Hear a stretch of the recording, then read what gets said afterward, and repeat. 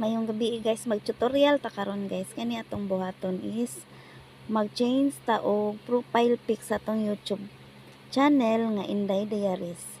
So kani guys is 5 years na akong profile pic.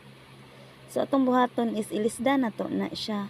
So para mag-improve pud ato ang panagway diha kay dugay-dugay na gyud na siya, 5 years ago na gyud.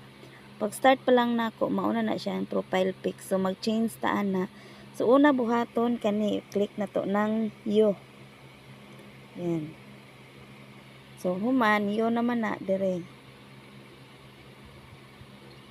Tapos kita na ng cover din tapos kana. So kani dayong murag lapis na. So pwede na ka mag-change kani, pwede na ni mailisdan ana. Tapos pagkahuman save lang.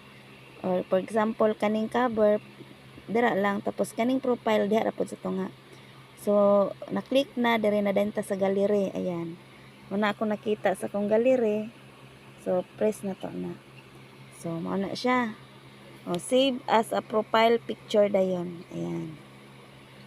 So may lisdan na sa wakas gyud guys, ilisda na. No, murag 5 years ago na gyud na siya. O ayan na, nailisda na siya guys. So successful na ang nakabutang. So kung cover kana lang po siya kani kana murag camera. So balik ta dire guys kung ayan. So ayan na, nag-change na siya. So pa-subscribe po guys sa ato ang Inday Diaries channel.